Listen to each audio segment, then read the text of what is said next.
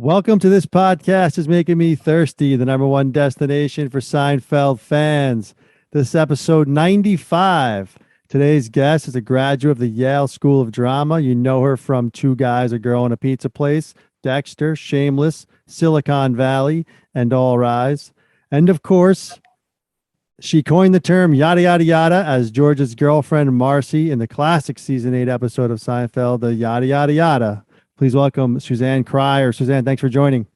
It is my pleasure. I was lucky enough to do one of the best Seinfeld episodes ever, and so I haven't talked about it in a really long time. So this will be an interesting jog down memory lane. All right, so yeah, let's take a deep dive. So take us back. This aired, the Yada Yada episode aired April 24th, 1997. So tell us a little bit about how the role came about, the audition process. Would love to hear kind of how you got the classic role of Marcy. So unlike most chicks in Hollywood, I don't care who knows my age. So I'm happy to talk about that. I was born in 67, so I was 30. And 30 was a really sweet time for me. It was really great. I had gotten out of Yale Drama School. And I had done some regional theater in New York in that area, which was great because I loved doing theater. I'd come out to LA to do a play, a great play, a really, really great play, which actually has some overlap with this episode because the play that I did was called Collected Stories. And it was by Donald Margulies. It was this two-hander play that he was still developing. And we were doing it down at South Coast Rep. And I flew out to LA to audition for this play because I had a feeling about it, and I got it. And it was in this small theater, but it was a really, really big hit. It was a big deal, this play. And it went on to, I did it with this incredible actress. It was about a Jewish writer and this waspy, neurotic girl who then kind of takes her life and novelizes it. And it's a fascinating little two-hander. And it went on to go back to New York. And I know this is a long way to get to Seinfeld, but trust me, I am going to get there. So I did this play down at South Coast Rep, and it got like all these great reviews. And it was really a life-changing experience. It was this incredible thing. And then I kind of started getting other things. And one of the things I got the West Coast premiere of Arcadia at the Taper. And I got Wag the Dog. Oh, yeah. Right. So which they never let you do that. The Taper, they really back then, and I'm sure still now, they hate you doing any kind of film or TV while you're in a play, because they really want to discourage that because it's a nightmare for them scheduling wise. But we begged and pleaded because I hope your audiences remember Wag the Dog because it's really like up there with Seinfeld. I mean, I've been really pretty lucky. It's not like I'm the most famous person in the world. I'm very D-list, but I've gotten to do some really super things. And Wag the Dog was one of those really, really big deals because it was with De Niro and Dustin Hoffman, and Barry Levinson directed it, and Woody Harrelson. I mean, Anne Heche it was incredible. So I was doing that was taking place when I was 30. And then I was supposed to go, I got the lead of Neil Simon's play. It was like the first time he had ever written a female lead of a play. So I was supposed to go back to Broadway, but Collected Stories, the play that I'd come out to do, was going east and going to be done at Playwrights Horizons or someplace. I can't remember where. So I wasn't available to do it. I don't know if they wanted me anyway, but I was going off to do the Neil Simon play, which was just crazy.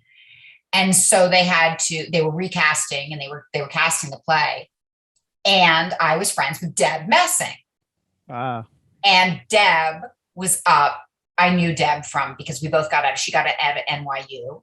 And so now you can see where this is getting closer to Seinfeld because she's in this episode pretty tangentially, but she's important in Seinfeld because she's like Jerry's dream girl. But Deb, who's just like remarkably talented and incredibly different than me, was auditioning for the role that I was no longer doing so that she could do the New York production. So we went out for drinks, and I talked to her about, like, I know this director, this is what you need to do. Don't wear any makeup, go, blah, blah, blah, blah, blah. So Deb went on to go do that play in New York. And it was really, really funny because I went to New York playing the quintessential Jewish girl, Neil Simon's, and literally Deb went on. We were in the wrong roles, really, honestly. Deb should have been doing my Broadway play and I should have been doing Collected Stories because that was the quintessential Wasp. But it's just pretty funny. It just goes to show. Nowadays, we probably wouldn't be allowed to be playing the wrong religion, but back then we were. So I had been working. I'd been kind of lucky. I was, nervous and new, and you never think you're ever going to work, and everything you get, it seems like a miracle, and it's still the way. But I said to my agents, and I can't remember where I was in this, whether I was just about to start work at the taper. I was just about to do this. I said, I want to do a Seinfeld. And like the audacity, right? I said, I want to do Seinfeld. But I'm nobody, things were going well for me, but I was nobody. And literally the next day, by some miracle, they got me an audition for Seinfeld. So they sent me over the next day. Besides for this, they said, we your wish is our command. We got you an audition for Seinfeld. Now, at that time, the head of casting for NBC and he was always the casting guy for Seinfeld, was Mark Hirschfeld. Right. So Mark, friend of the show. Yeah, we spoke with him. So Mark, I love Mark Hirschfeld. I would love him anyway, even if he hadn't given me Seinfeld. But although I guess Jerry gave me Seinfeld, but Mark is just a truly, truly great guy. Like he's a really, really, as you know, great guy. Yes. And I still love him. I saw him, I was testing on a show for him last year. I love this man. He's a great guy. So back then, it's really different than now with auditions, or at least it seemed different. It felt different. When they had a role like on Seinfeld, I guess because it's well underway now, the show is super, super, super big deal at this point. When they had a role, they didn't have self-tapes and like 700 submissions. They saw like 10 girls, like all really good. I'm sure they were all like, I'm sure everybody was great. I was probably the least well-known on the list for all I know. But it was 10 or 15 girls, it was not very democratic back then. Like Mark saw who he wanted to see and who he knew wouldn't jack it up in front of Jerry. And that was that. And so I remember going in and doing it. And I remember like I didn't mess with the lines because I'm very, I'm a drama school girl. I'm a Shakespeare girl. So I don't mess with the words ever. But I do remember I added like some noises and shit. Like I did some shit, Yeah. The noises you make with the facial. That's a great sound. I can't remember, but I remember like you always are trying to get the rule for sitcoms, because I'm friends with a lot of producers. I mean, I'm sure anybody who's been doing this long is friends with a lot of producers. But the rule of thumb when you're auditioning for and you want to book a job for a sitcom is that you have to hit every single laugh they wrote, right? You can't miss any laugh they wrote. And then you need to find a couple laughs that weren't there, right? Because hopefully any competent actress is going to get actor is going to get all the laughs that were there. The question is who can get extra laughs, right? Where they didn't see a laugh. That's like where it's not a joke. So, that was true for Silicon Valley too, which I took very seriously, but they're like, a lot of people didn't see how it was funny. Right. But when I read it, I right away was like, oh, I know who this person is. Like, this was very much in like where I live.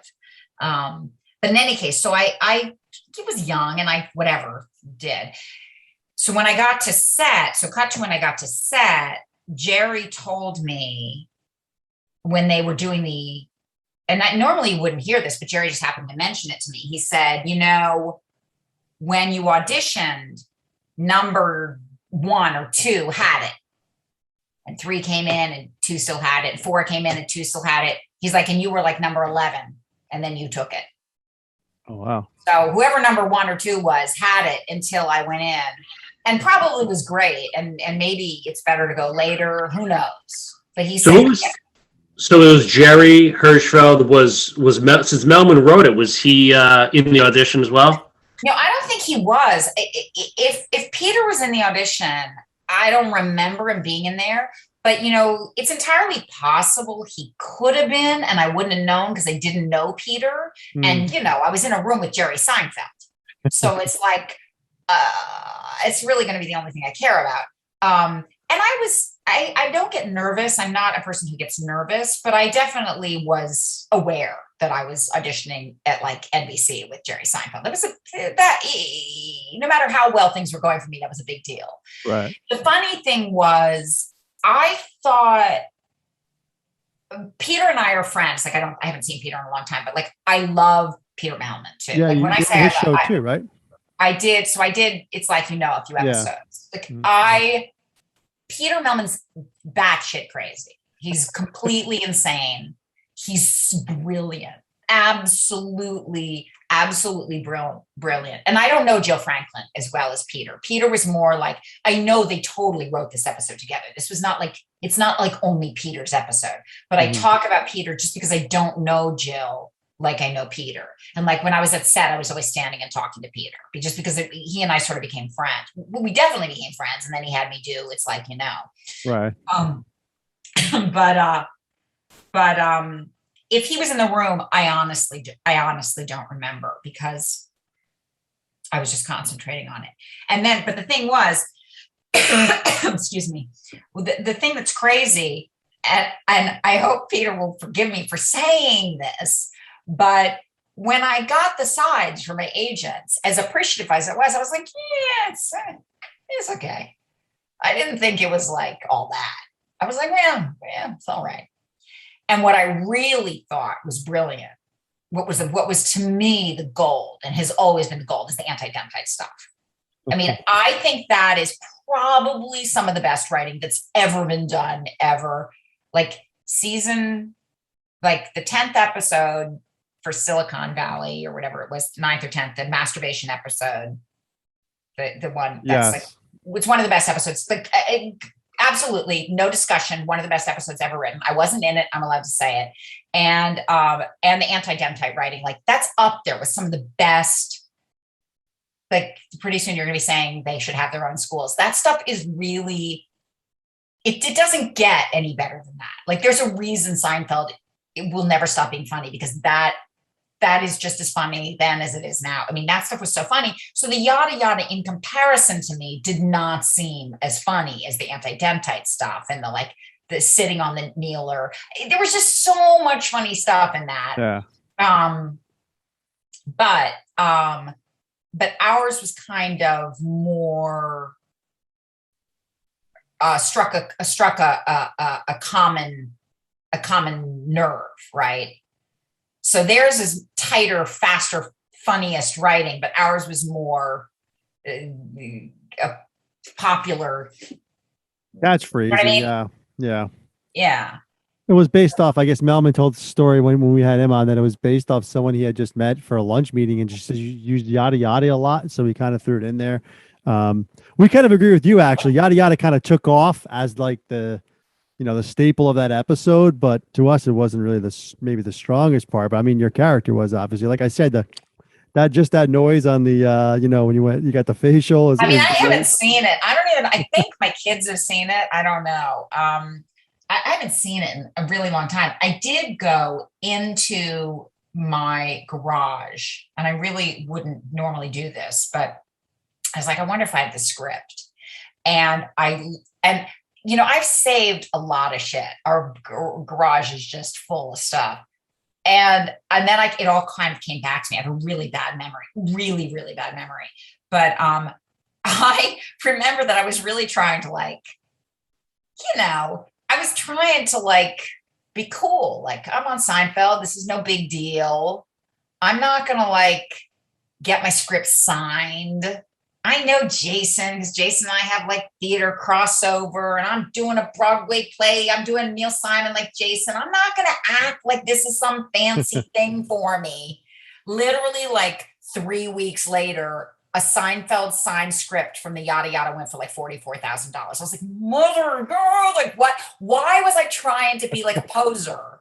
Why didn't I just like, so I don't even think I have the damn Seinfeld script, which you can believe me. I would float that in a box and hang it on my wall. Not because I'm proud of myself, but because it's so dang cool. It's like the coolest thing ever. And I could have had 5 of those scripts changing. Like I did that for a couple of Two Guys and a Girls episodes, like save every single episode, every single rewrite so that you have it from how it started to how it ends, which is fascinating. Yeah. Although I don't remember there being a single rewrite on Yada Yada. If there was, I don't remember. So let's get to the script actually. So when you saw the script for the first time, first off, because it's funny, the Yada Yada episode, and during this interview, you haven't said Yada Yada. You were talking about Deborah Mess, and you said blah, blah, blah. I just find that fascinating, but which I use as well. So were you familiar with what Yada Yada was? And like, how do you kind of get into the mindset? Like, what they tell you about Marcy? Like how do you prepare for that role? They didn't tell me anything. They really don't tell you anything. And particularly for something like Seinfeld, there wasn't like some character description. I just was like, oh, she's a sociopath and a fast talker and a sociopath. And that's, that's my wheelhouse. I don't play nice people. I don't play soft people. And Jason, they love putting Jason with people who are not like, he plays so nice and soft. I mean, he's insane too, and a jerk on the show. But they love to put him with women who are tougher, like tougher. Right. That's true. So I knew I didn't need to. I've gotten the like smile more note on a lot of shows. I used to, because when I came out to LA, I was testing for everything with all the girls that went on to have leads of shows, and I wasn't getting the shows. I just wasn't getting them. And it's because I don't read. So I was up for like all those jobs that I didn't get. But I don't have that. I don't have that quality that lead of series girls have. I just don't. I don't have that. Like somebody once said to me, because I would be really upset. Like I'd be testing on an hour long. I do a lot of I'm one of the people who does both hour longs and half hour. And I there were a couple hour longs I just desperately wanted. And I thought, why can't I get this? And a producer friend of mine who likes me, but he doesn't pull punches. He said, Suzanne, Americans for leads of series, the women always have to be fundamentally broken, and you don't seem broken. And they have to be women that other women want to be and men want to take care of. And that's not you. No man wants to come and like protect you and take care of you. Like I don't have that quality. So I'm great for like a Seinfeld guest Laurie spot. Bream, I mean, your character in Silicon Valley is perfect. I mean, that's right. And actually, like the way I got Two Guys and a Girl was because I didn't have to go through that testing process, because networks always want these delightful, wonderful these actresses, but like, but they have a fundamentally neurotic, broken quality. And that is equivalent to femininity, I guess. And that, like, this part did not require that. And Ashley, when I auditioned for that, they brought me in to read with Ryan. And I was like, I'm not going to get this. I'm 10 years older than this guy. But they wanted somebody funny. Danny didn't care about that. He already had Trailer being a kind of that lead of series feminine person. He didn't care about having like a ball buster. And he wanted someone who could give back to Ryan and actually age him up a little bit. And so I got 3 in my callback for that part with Ryan, because I had to do a chemistry read with Ryan. I only did 3 lines with Danny Jacobson, who created Mad About You. Yeah. I did 3 lines into the scene. I've never had an audition like this in my life. And Danny goes, oh, for fuck's sake, just give it to her, and walked out of the room. Because he just wanted somebody who he thought was funny. So, right. So I mean, I definitely feel like, they didn't give me any notes about Marcy. And I think I just like clicked in with her, because I was like, oh, this can be, I don't have to try and pretend to be somebody different than me. I can just sort of be, I'm not saying I actually have shoplifted. I used to shoplift. For real? Yeah, I did. Now, is this back in like high school day? What? College. Really? Yeah. Up in Yale, huh? Yeah, I did a little shoplifting back then.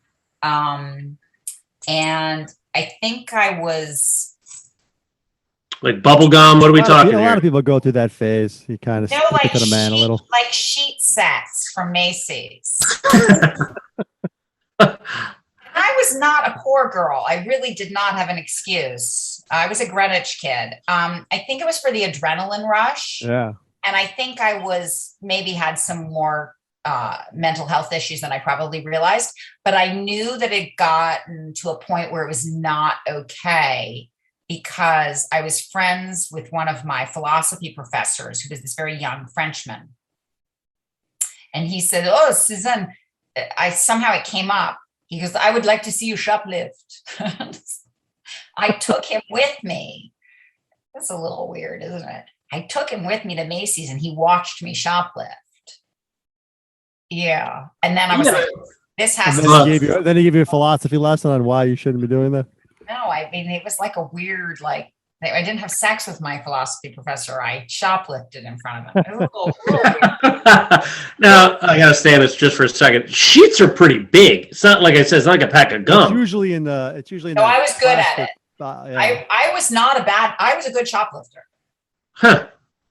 He's discreet, I guess. My husband, the guy I ended up marrying, I stole a shirt for him in college. That's love. And we didn't date back then. That is love. I stole some shirt. Yeah, I remember doing that. I forgot about that till I was just talking about that. I hope there's like what do you call it?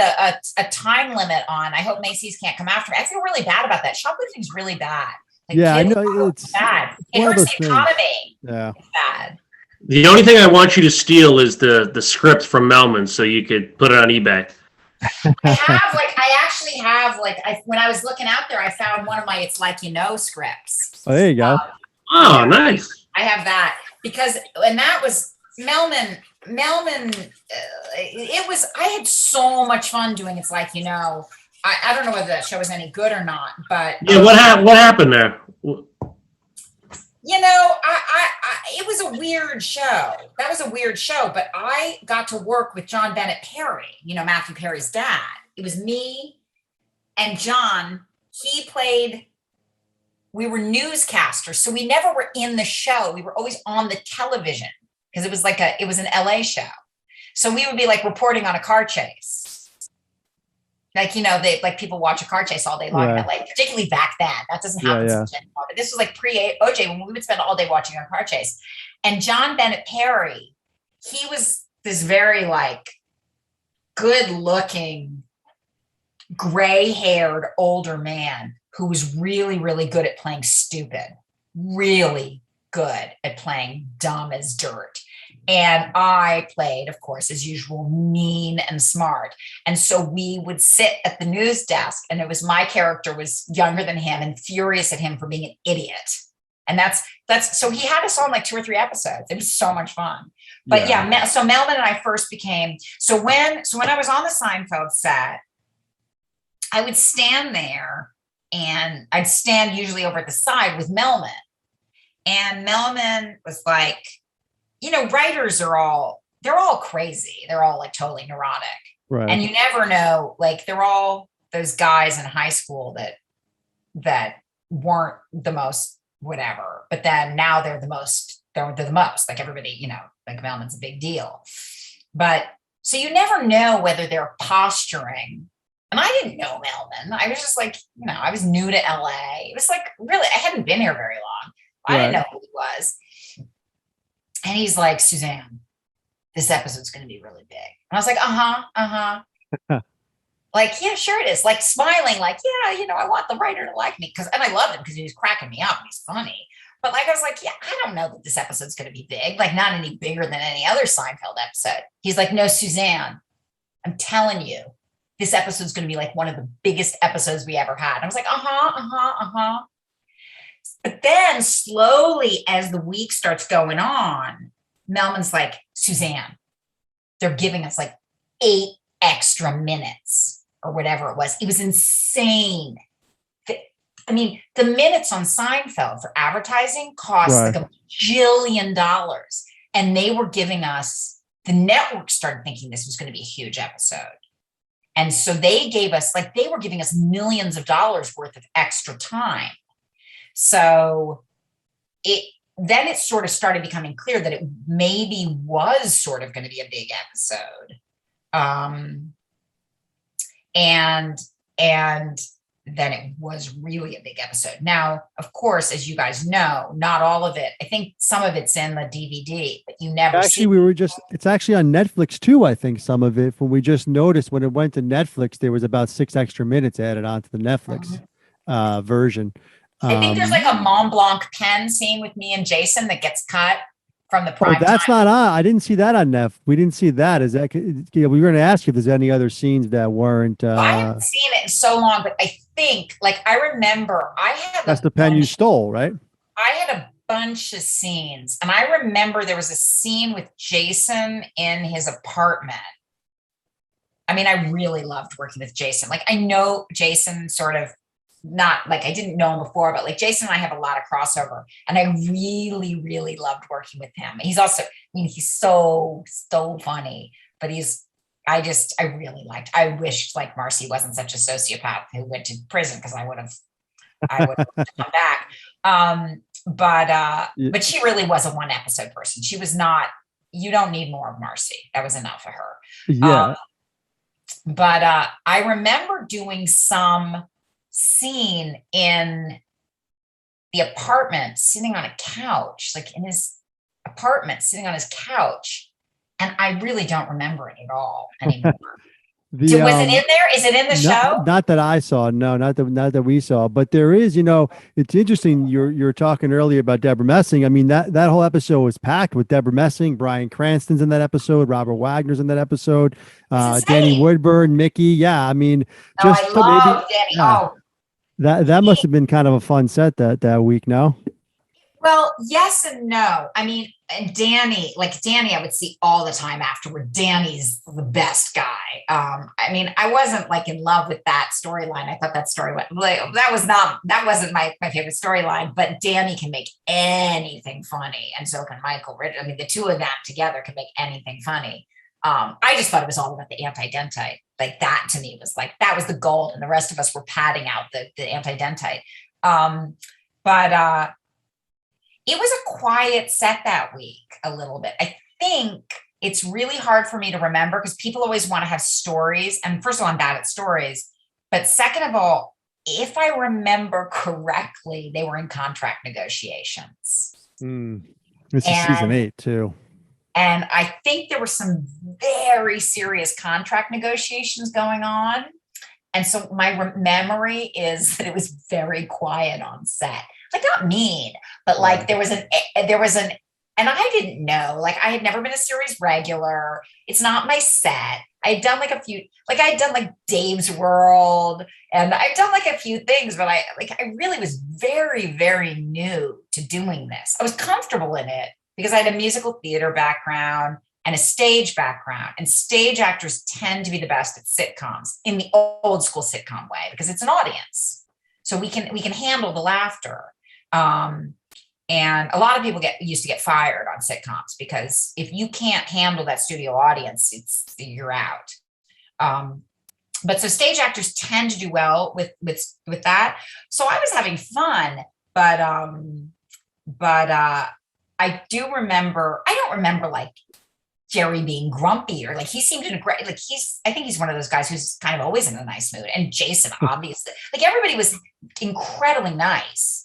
But I just remember it being sort of, it seemed to me, based on my extremely limited experience, which it really was limited at that time, it seemed really quiet on set.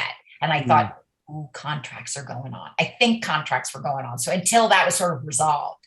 But they had really sweet, crafty, like they brought out sushi, and like there was money there. There was money. Yeah. And especially that, and Larry David was not on set. He wasn't on the team, right? No. So well, and it's funny you mentioned Mehlman knew it was going to be big. So, maybe there was a lot of pressure on this episode, the additional minutes, more ad revenue. I don't know, but it's pretty incredible. So you were a 30-year-old, right?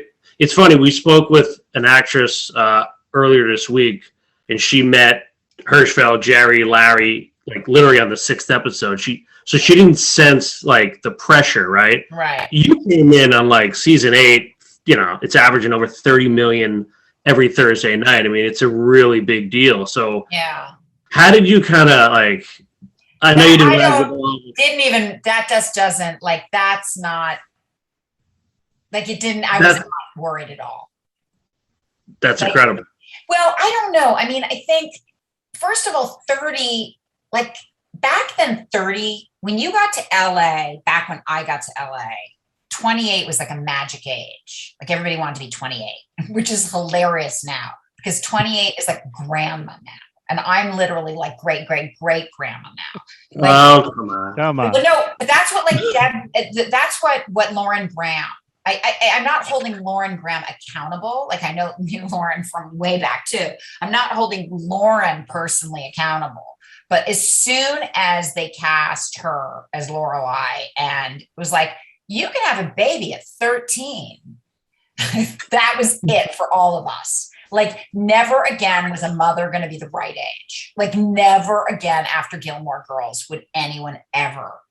So it was all like, but what I'm saying is back then 30 was like actually like still young in LA. But now really it would be like really it's old now. And she was another Seinfeld alum. So there you go. Yeah, I know. Well, everybody. I mean, I know all these. We're all about the same age. Like I know them all. I know like so many of the girls who did Seinfeld, and but yeah, I don't. To me, like even though I was new to it, it was sort of like everybody else always wanted to be movie stars, and I never ever was interested in that ever. I've never ever been interested in movies. I mean, I was really excited to do Wag the Dog, but that's because your agents always wanted you to do them. But I always felt back from the beginning that TV was the only thing I was interested in doing, and what I really wanted to do was sitcoms. And so I remember like being on Two Guys and a Girl and having people come up to me and say, well, now that you are on Two Guys and a Girl, you can like start a movie career. And I'd look at them like, what? Why? Like, why would I want that? And now, of course, I have proven to be totally correct. And they all want to be on TV now. Nobody wants to be in a movie anymore. And no woman wants to be in a movie because you can have a baby and a job. And like, I can go to work and like, I did Silicon Valley and never missed a school pickup. It's like, Mike Judge. Yeah, we wanted to get to that. Alec Berg, yeah. Greatest guys in the entire world who I literally would like, kill my children for. Like literally they are the greatest guys in the entire world. But like they gave me like this beautiful life for 6 years where I just like was totally able to do a role that I was obsessed with and be part of one of the best things ever written and not miss a school pickup. So TV is where it's at, particularly for women. And also just, it's what people watch. But back then, stars didn't necessarily want to do TV. It was a different vibe. It was still the ugly stepchild. And I never ever felt that way. To me, people were stupid. They didn't see what was beautiful right in front of their eyes. Like it was so obviously the way into the living rooms of middle America, which is where you want to be, So why is that? Is it the Oscar? Like what is the romance with? I'm with you. I'm a TV guy over. Yeah, I think it's mistaken notions of prestige, and I think it's just stupid. And it's not like, oh well, TV's better now. I'm sorry, no. I grew up with Mary Tyler Moore and Upstairs Downstairs and I, Claudius and All in the Family. Norman Lear was already making something better than anything else around. And I'm not saying that I didn't love going to see Ordinary People, but I've never, the one thing I feel like I have is self-knowledge, and I'm not Meryl Streep. Like there's no camera that's going to linger on my face and see the deep pathos in my eyes. Like I don't have it. Like that's just not me. So I know what I can do. I know what I'm good at, and I know what I'm not good at. And so maybe it's partly survival mechanism for me. Like why dream of something that isn't right for me? but it's also just like what I enjoy. Now, I'm not saying I enjoy every sitcom. There's a lot of sitcoms I really, really, really don't enjoy at all. That I don't get. But Seinfeld was a show I enjoyed. Frasier was a show I enjoyed. And even though normally Two Guys and a Girl would be the kind of show that might fall into the category of things that like I wouldn't enjoy because I don't love the stuff that's really, really, really broad. Right. I felt like Two Guys and a Girl was a really underappreciated show. Like I think, and as evidenced by like look who we had on that show. I mean, Yeah. Ryan's a master of stuff, and he was back then too. He, very, very, he was a pro even at 21. He was really extraordinary working with him as a young guy. And Nathan's always been hilarious, and Rich Ricola is incredibly good. And Trailer's like rock solid actress, like underrated, rock solid. It was really, really, and yeah, some of it was dumb, and maybe some of it was a Friends ripoff, but we also did like some really cool stuff. So, just because we weren't Seinfeld, I don't think it was something that was like to be embarrassed about. Like I'm proud of that show. I think that show's really cool. Yeah, I was a fan of it when it was on for sure. But I was a huge fan of Silicon Valley. I know you touched on it, but I have to ask because it does involve a Seinfeld alum with Alec Berg. I mean, your character in Yeah. Silicon Valley is absolutely amazing. I think it's one of the best characters in the last decade, to be honest with you.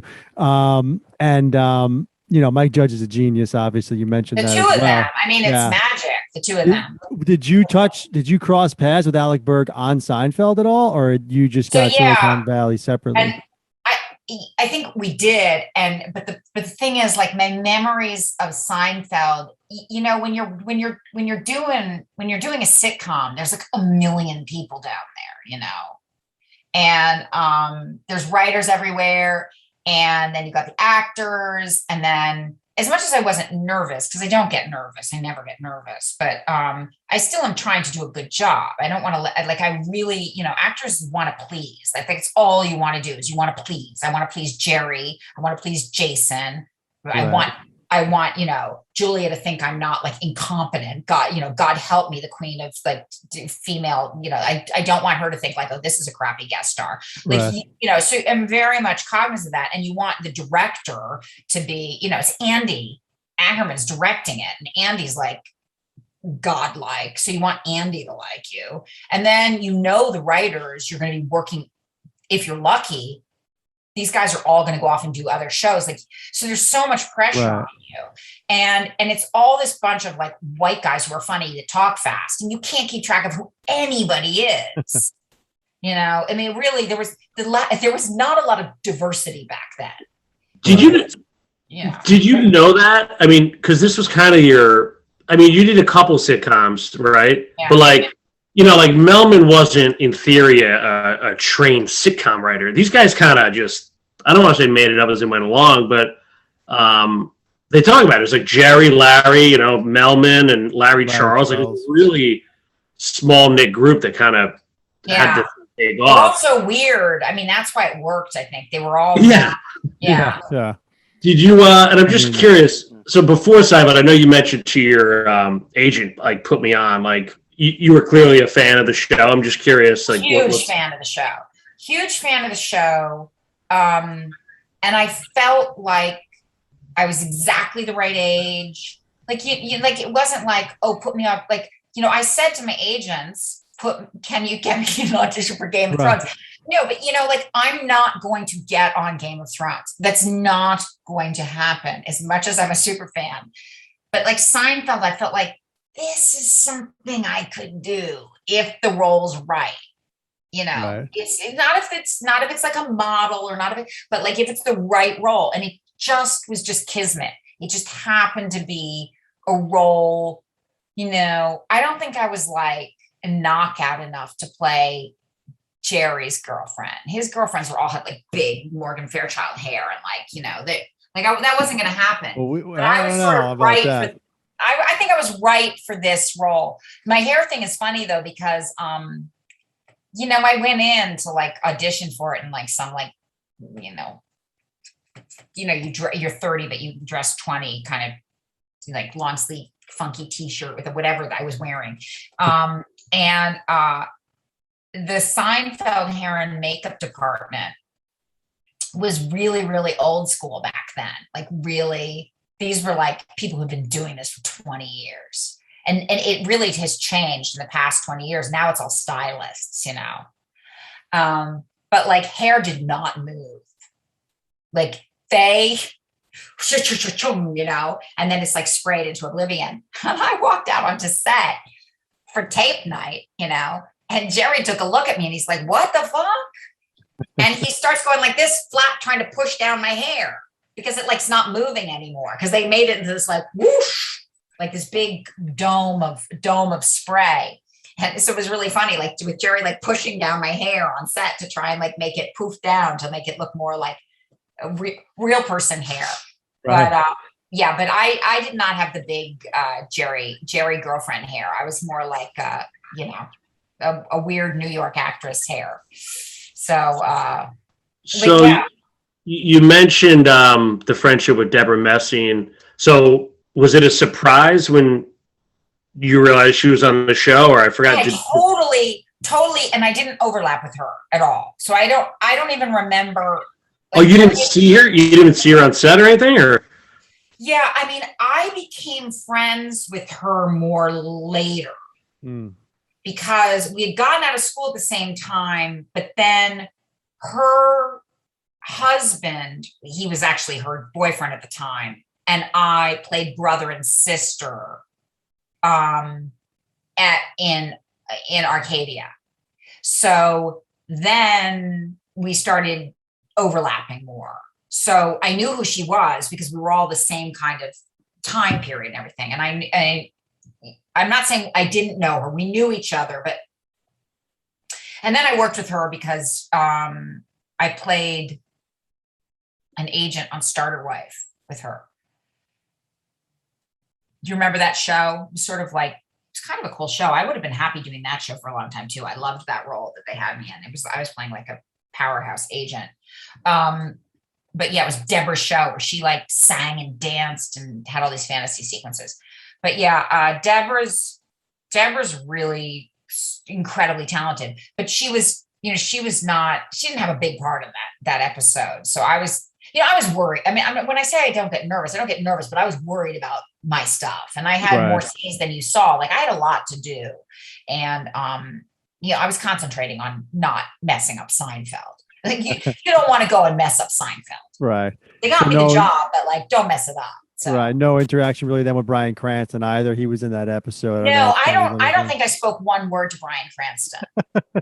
No, yeah, you didn't mention Michael Richards either. I guess you were mainly with Jason for most of the time, right? I was really with Jason and Jerry. I don't think I even spoke 2 words to Julia. Like, I maybe high at Crafty. I've seen her since then and stuff like that. But like, yeah, it was a quiet set, and they've been in this, you know, I'm a series regular. I know what it's like. You're not like sitting around chatting with the guest stars who were there for 3 days. Like I was talking to Jason because Jason and I had a lot of overlap. Like not only were we working together, but he and I would have been the most naturally, organically friends outside of the show anyway. Like I've seen him at plenty of parties since then. Like he and I have a lot of overlap. There you go. Yeah, but yeah, you're working particularly with shows like Seinfeld and Frasier. You're working really, really fast. Right. I mean, but you got off to a quick start. I mean, the scene with Jerry and George in the diner, George talking about the hot tub, like boom, and you were like with those two great characters, like the chemistry was there, like you could feel it. So like you set the tone for the show right away, and I think that shows, and it was just a great performance by you. And I'm just curious, you mentioned Frasier.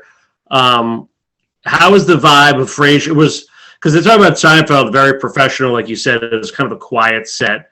How did that differ from Frasier? Obviously, that was an all-time show as well. Yes, it was. And Frasier's really fast moving, which I love. I mean, that was back in the day when the network wasn't all over your ass about everything. And so they let these shows really move fast and just do it and get done. And there might be a few of them out there, but I don't know. It's things don't move as fast anymore, but it moved really fast. And Frasier moved really fast. But, Kelsey and David are theater actors. So that's like I knew David, I didn't know him personally, but I had seen David work as a theater actor as a very young man. I had picked him out doing 2 shows when he was very young. And I was like, that guy, playing tertiary roles. And I was like, that guy's literally stole the show. When he played Laertes and when he played Demetrius or Lysander, I was like, I've never seen anything like this guy. He's unbelievable. So those guys, when you're dealing with theater actors, we're fast. And so they let them go fast, and they had really fast directors. So Seinfeld was fast and Frasier was fast, but Frasier was a little bit more chatty. And also Perry, I'm still friends with, it's not like I see her or for dinner or something like that, but I see Perry a fair amount at theater openings, and I really love Perry. Perry's so the warmest person in Los Angeles is Perry Gilman. Literally, as nice as she seems on Frasier, that is Perry. So that was a very warm, we're having a jewelry sale up in the dressing room. There was a little, it moved really fast, but it was a little bit more theatery. It was a very theatery vibe over there is how I would describe it. And Kelsey's really funny. Kelsey's a funny guy. Well, speaking of fast, this conversation went really fast, and this was a blast. But I do want to ask you one final thing. I heard you were a science teacher before you jumped into acting, or a teacher in general. I was just going to say, Tony and I actually got into Seinfeld every day in biology class. We would talk with our biology teacher about Seinfeld from the night before. So we have that 20 minutes. We have that connection. But tell us a little bit about that. You didn't do that well that year in science, by the way. So listen, I'm not a science teacher. No, I mean, I taught 6th grade. Oh, it's a fun grade. I taught everything, and I taught science, yes. And then I taught 6th grade in the New York public school system after I got out of Yale undergraduate. And then since then, I've taught volunteer teaching. So I'm probably I'm not supposed to say this for LAUSD union stuff, but I did teach science in the classroom to support, because the teachers are spread really, really thin in the elementary schools. So it's hard to cover all the curriculum. So I would go in and teach science 2 or 3 times a week while the teacher, so we would separate. So I would take care of all the science, which is weird because I really am an English lit person. Right. But I have a bunch of STEMmy kids. So in fact, Christmas vacation is going to be doing microparticulate research with my 12-year-olds for the science fair. They're going to be doing, I don't know, it's air sampling stuff. So I think science is, I always found that teaching science in elementary school, when I was teaching it as a 6th grade teacher, that was when the kids were the most excited. And it's really a shame to me that it's often the subject that gets skipped by teachers. And with all due respect to teachers, and I don't mean to criticize them, but because they don't do any benchmark testing in science, the teachers don't have to teach it. So if you're going to skip something, particularly in elementary school, they skip science because they have to teach for reading and math because they're being assessed. So science tends to get overlooked. But from an integrative learning, this is now becoming really not very fun. But I think that's really a shame, because when I taught in a very challenged school, one of the worst schools in New York, in the projects in Brooklyn, with a very economically disenfranchised population and kids who were all way below grade level, by far their highest level of excitement was when we did science in class, because it's a way to have like all of the learning kind of coalesce and have something to do with the world. So to me, it strikes me as a really big missed opportunity that we don't lean into science a little bit more, particularly for young women. And we see the effects of that later. So yeah, I'm really interested in science education. My background is very much liberal arts, but I think I'm a decent science teacher. I've taught a fair amount of geology now and some other stuff. I think I'm decent at it, but I do miss. I should have been a teacher, not an actor, but there's longer legs on it. So yada yada yada. It helped you out, right? And that must drive you. That expression must drive you crazy as a English lit major, but that was a great story. I have a mug with yada yada. My parents bought it for me right after. They're like, look.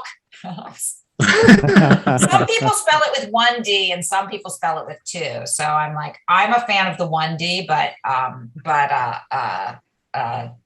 because that's what my mug has on it. It just seems to me better that way. But yeah, I'm glad Peter Mehlman on the show, because Peter's really, he's mad, right? He's mad. He's a great guy, though. He's a great guy. He's just mad, wonderful. Like he's just really funny and really so insanely smart. It's really smart people working on that show. They really did. It was really an exciting. It's an exciting thing to be part of. It's fun to be able to be part of something. There was one other thing. Are we done, or can I tell you? No, go ahead. Let's hear it. Of course. So I was, I've told this story before, but it's worth mentioning. So I finished Seinfeld and then I went off to do Neil Simon's play, and we toured all around the country, and, it was kind of a big deal because I was playing like I was playing Neil's first love. And she's sort of the lead of this play, and the beginning of the play, I'm waiting to go out on stage because there's a little bit of a scene before, but then I run on stage in the darkness or whatever. And I can't really remember. It's all a long time ago, but talk about pressure with like Broadway plays and the money and stuff like that. There's an enormous, like I felt the pressure then, because you're like, I have to get a good review in the New York Times. I have to get a good review in the Houston Times. I have to get a good review at the Kennedy Center. But the thing is that Broadway audience notoriously, even then, they want stars, right? And I was not a star, I wasn't. I was just this 30-year-old actress who had done like, The Rivals at Hartford Stage, and a couple, I wasn't known for doing a sitcom yet. I didn't start doing that till afterwards. And I would stand backstage at the very beginning of the show when the audience was totally dark and the curtain was down and that pre-Broadway thing. It's really exciting and it's dark, and you'd hear it get quiet and they're looking to see who is this girl, because Scott Caldwell, who played the maid in this play, it was like a 1950s whatever play. It's she and I. It was kind of like our show. It was this women's show. And people kind of knew who Scotty was, but people didn't know who the F I was. And you would hear as the audience went to dark, all I would hear is yada, yada, yada, yada, yada, yada, yada. The entire audience whispering, because they're like, oh, that's who she is. Wow. It was insane every single night in New York. And also, like, there's a heavy Jewish crowd in the audience, like of theater supporters, arts lovers. Right. So this is like people, there is a definite crossover with Seinfeld of like intelligentsia, art lovers, Jewish people. Like that crossover was like the perfect thing, who then also like Neil Simon. So it was really like Jerry Seinfeld, Neil Simon, comedy, Judaism. Wow. Like literally, awesome. It was crack me up every night. Yeah. Wow. That's crazy. Great story. Yeah, that is a great story. Well, Suzanne, this has been great. I know you talk about a lot, but thank you for being your genuine self. Yeah. It's always great to see. And We had a blast. Thank you so much. Thanks for having me. And Thank you, Suzanne. I'm glad that people are still watching the show. I watch it every once in a while and I'm like, wow, this show holds up. It really, and Jason Alexander just makes me cry. I just laugh. I was citing him the other day because I like, you feel stupid, but I was talking about when he was, that's it, I'm out. That episode, because I had made like a dinner for my kids. I had made chicken pot pie, and I was like, I gotta leave now because I'm not gonna do better. Like that was, I'm not gonna do better. Nailed it. I nailed it. I'm out. That's it. I'm out. Awesome. You nailed this too, Suzanne. Thank you so much. You guys are sweet. Thanks. It was a pleasure talking to you guys. I'm sorry I'm such a chatterbox. Oh no, that's great. All the best. This was great. Okay, take care, you guys. Thanks, Suzanne. Take care. Bye-bye.